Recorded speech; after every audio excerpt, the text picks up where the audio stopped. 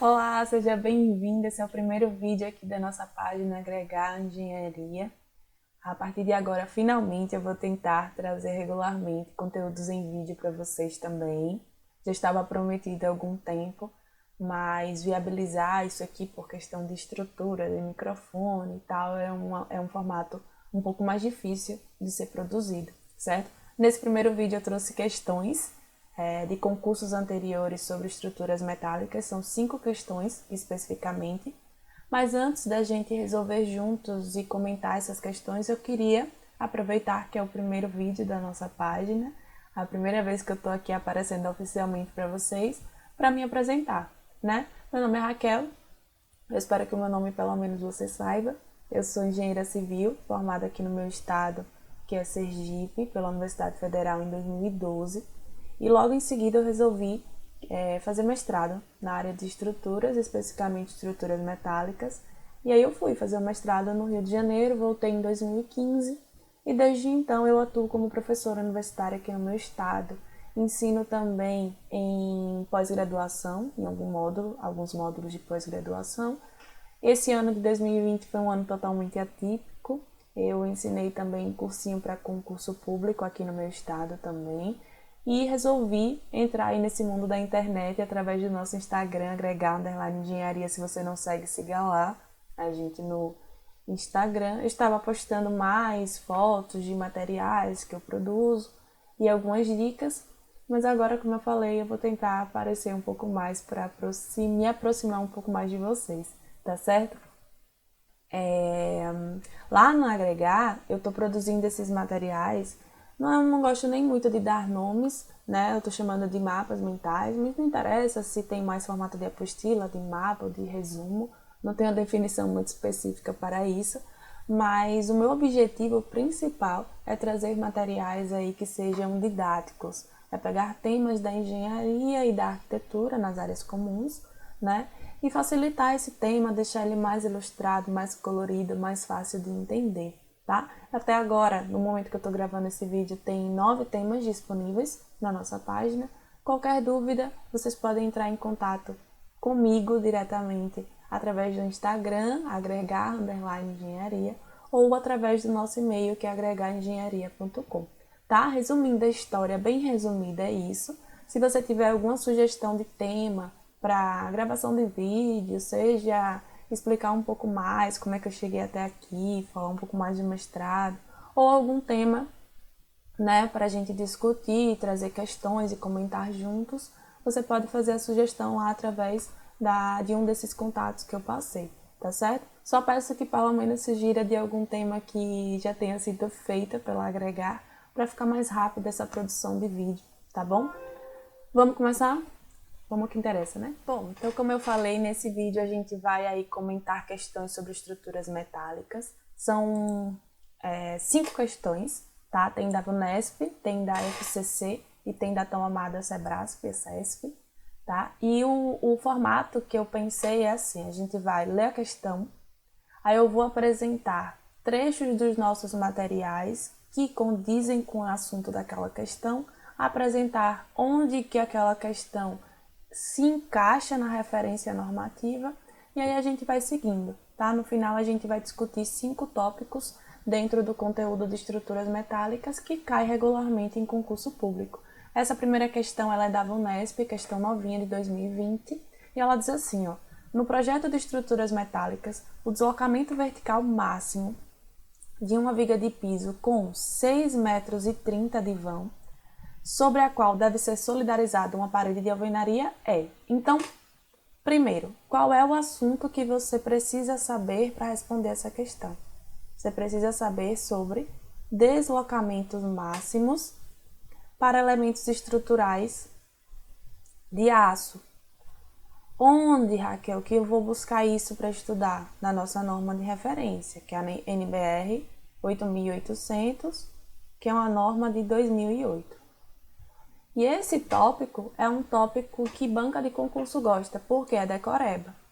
Lá na NBR 8800, você vai acessar o anexo D. No anexo D dessa norma, é justamente onde tem uma tabela que apresenta os deslocamentos máximos permitidos para todos os elementos estruturais. Essa tabela está aqui nesse próximo slide. E ele coloca assim, ó, a depender do elemento, tipo uma viga de cobertura, uma viga de piso, uma viga que suporta pilar, a chamada viga de transição, né, tem um deslocamento máximo permitido, que ele chamou de delta. A norma chama de delta. Aí o que importa para você lembrar, é basicamente isso, ó.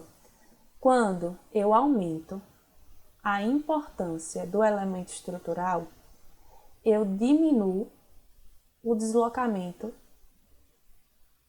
permitido, certo? Eles são, tem relação inversa. Então, por exemplo, como assim, né? Se você tiver uma viga de cobertura, tudo viga que eu vou falar aqui, tá? Uma viga de piso e uma viga de transição, que é a viga que suporta pilar, são as principais, essas que eu estou destacando, tá? A importância aumenta de cima para baixo aí, né? Uma viga de piso, ela tem uma importância estrutural, pelo que ela sustenta, maior do que uma viga de cobertura. Assim como uma viga de transição tem uma importância maior que uma viga de piso, porque a viga de transição suporta um pilar, né? Se ela deslocar, ela leva um pilar junto.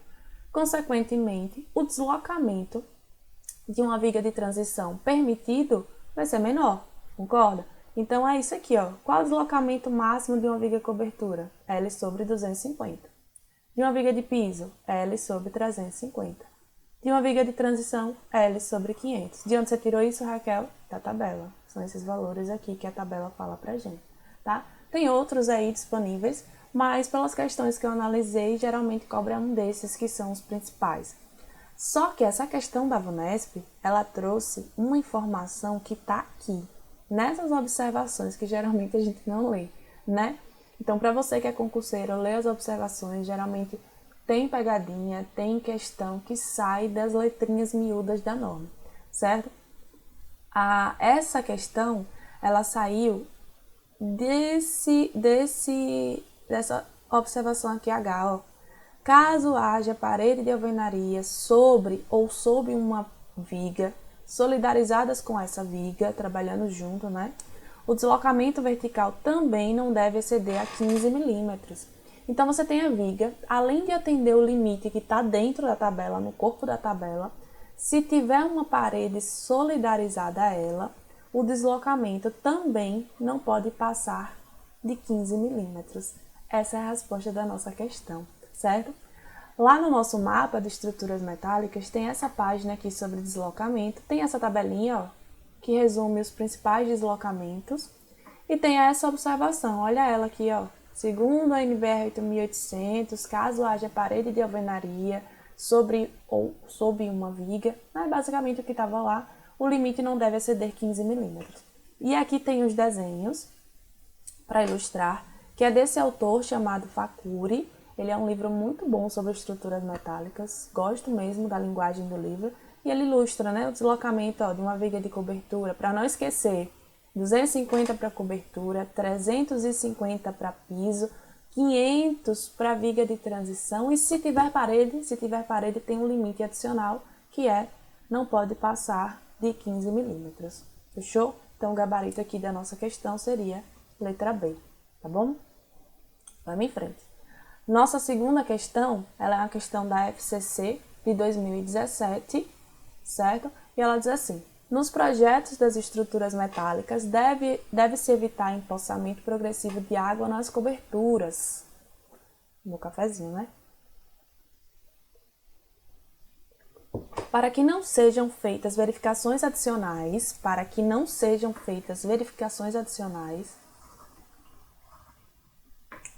para evitar a possibilidade de colapso estrutural causado pelo peso próprio da água acumulada, a inclinação mínima da cobertura deve ser empoçamento progressivo, o nome desse assunto, empoçamento progressivo. Tem lá na norma um trechinho sobre isso, vou mostrar para você. Empoçamento progressivo. O que é isso? Ele está dizendo basicamente que a sua cobertura tem que ter uma inclinação mínima para que não exija verificação adicional. Então veja, não é que a inclinação tem que ser essa, é que se for menor que essa, você precisa ter uma verificação adicional. Vou repetir para não ficar confuso. A cobertura tem que ter uma inclinação mínima, certo? Se a inclinação for menor que essa, você precisa fazer uma verificação adicional para que não tenha risco de colapso devido ao acúmulo de água. Onde é que está isso na norma? Item 9.3, empossamento progressivo. Recomenda-se que a inclinação de uma cobertura não seja inferior a 3%. Cobertura, falou em empossamento, né, acúmulo aí de água, eu preciso de uma inclinação maior ou igual a 3%.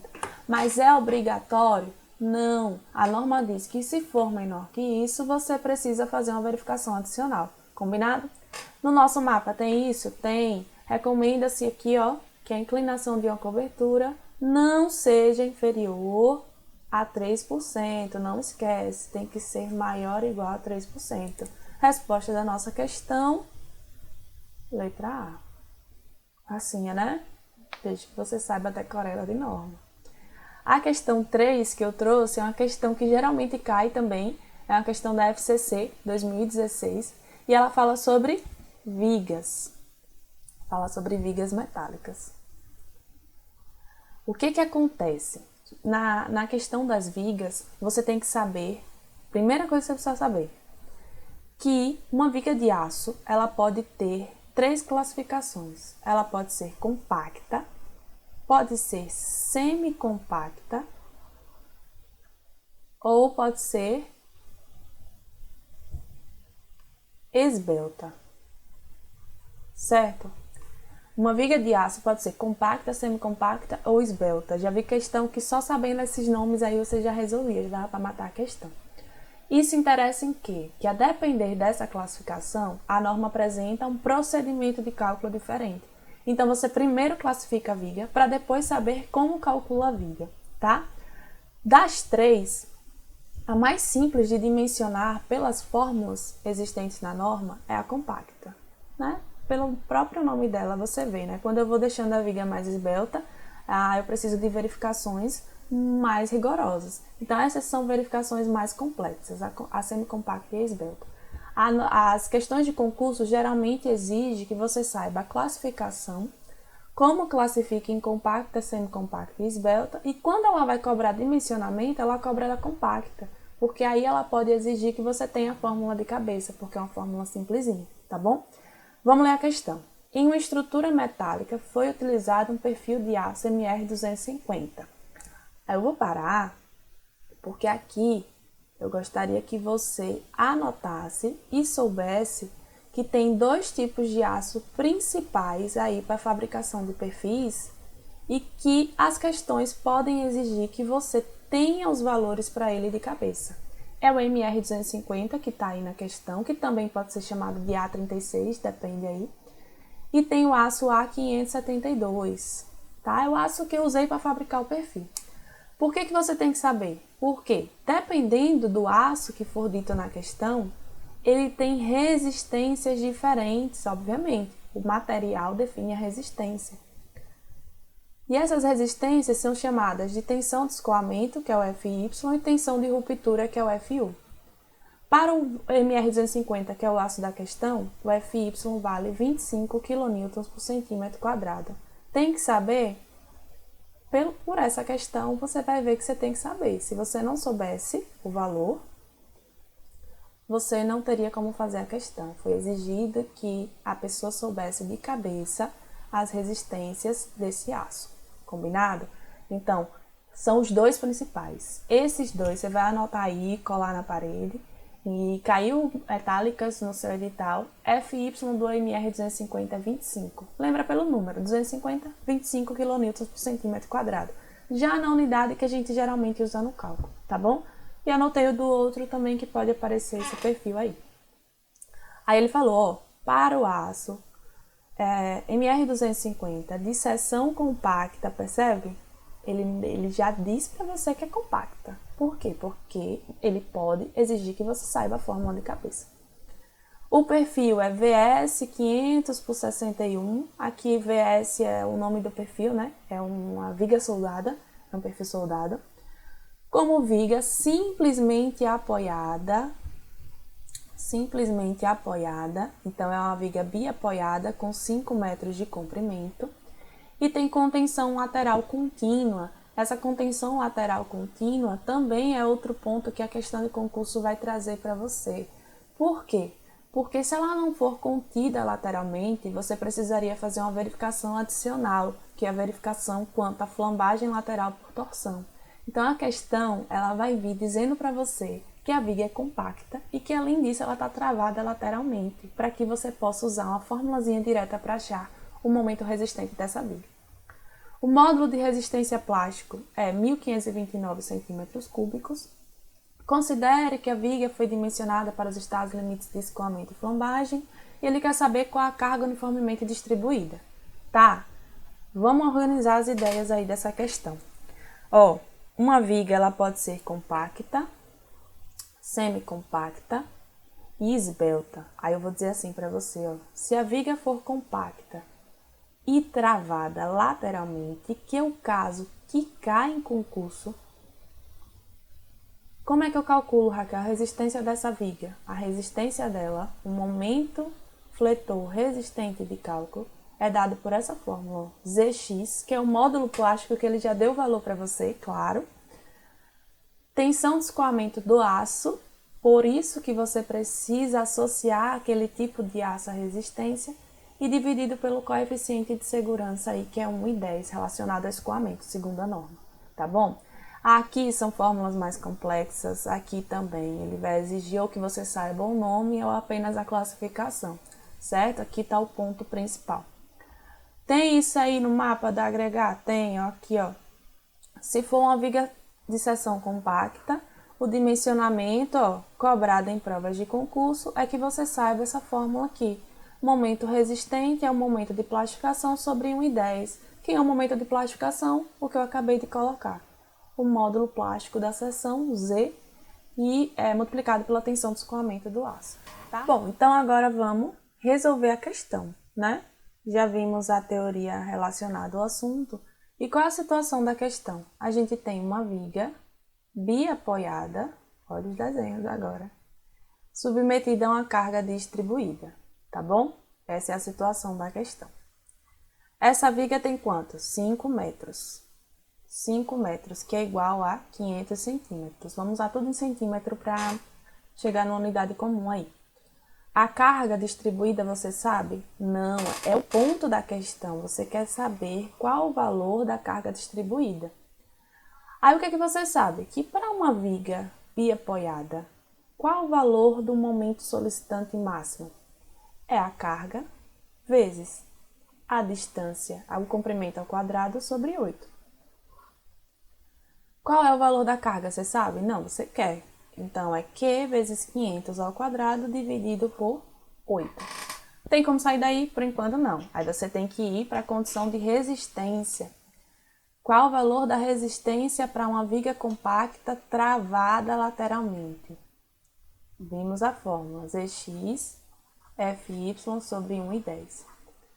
Qual o valor do módulo? 1529, na unidade de centímetros cúbicos, já foi dado. O Fy foi dado? Não, você tem que saber a partir do aço. Fazendo essa continha aí, que eu não trouxe pronta no caso, nós temos 1.529 vezes 25 dividido por 1,10, que dá 34.750 quilonewtons vezes centímetro, unidade de momento.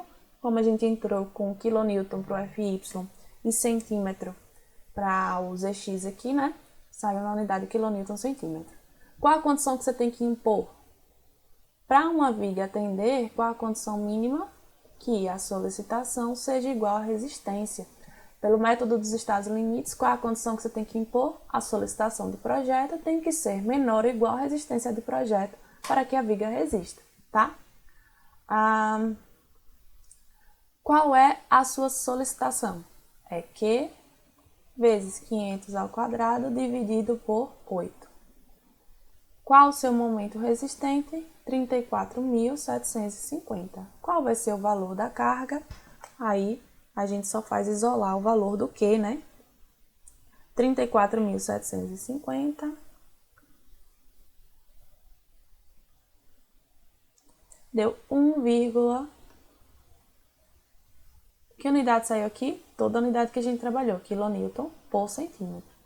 O que a gente quer? A unidade quilonewton por metro. Para transformar de quilonewtons por centímetro para quilonewtons por metro, é só você multiplicar por 100, né? Então, aqui a gente teria como resposta 111,2, não é isso? Essa seria, presta atenção, essa é uma questão um pouco mais trabalhosa do que realmente aparece em concurso. A maioria das questões sobre esse assunto vai te pedir o valor do MRD, que era a aplicação direta da fórmula que a gente viu. Só que ela foi além. Ela deu uma situação de uma viga bem apoiada e quer saber qual a carga máxima que você pode aplicar, tá? E você tem que fazer essa condição aí da solicitação igual à resistência. Resposta letra D. A questão 4 é uma questão de certo e errado da Sebrasp, foi de 2015, e ela fala só sobre o quê? Essa questão fala apenas sobre ações nas estruturas. As ações nas estruturas, elas podem ser divididas em 3 grupos, que são as permanentes, as variáveis e as excepcionais. Combinado? São 3 grupos de cargas, de ações nas estruturas, 3 grupos de ações nas estruturas. Essas ações permanentes, variáveis e excepcionais, como é que você classifica?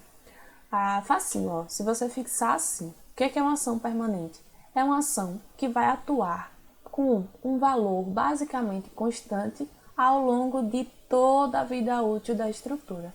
É uma ação que não tem probabilidade, não tem previsão de que em algum momento ela não atue com a carga permanente. Exemplo, peso próprio, revestimentos, carga de parede, tá bom?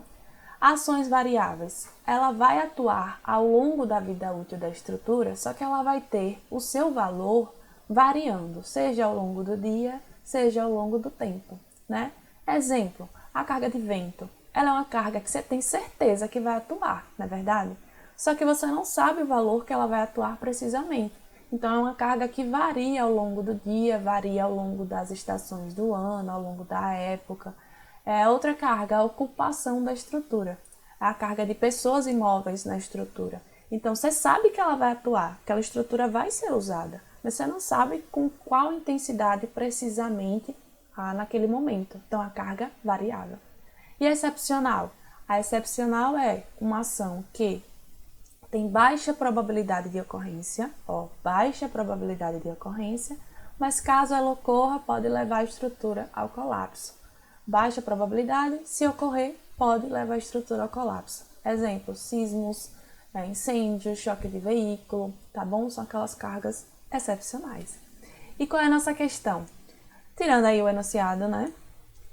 Ela fala assim, na execução do cálculo das estruturas metálicas, devem-se considerar ações permanentes, variáveis ou excepcionais. A ação dos ventos e a variação da temperatura das estruturas incluem-se nas ações excepcionais. Já dá para saber que é errado, né? As duas que ele citou, temperatura e vento, são ações variáveis, tá bom? Tem isso no nosso mapa? Tem um esqueminha aí dando exemplos dessas cargas, ó, variáveis. Variáveis, ocupação, vento e temperatura. Então, nossa questão da CESP, famosa CESP, ela está... Ai, eu perco esse negócio. Errada. Tá bom? Questão errada. E a nossa última questão desse vídeo é uma questão da IBFC 2017. E é uma questão que fala sobre... Eita, essa aqui vai falar sobre dimensionamento também.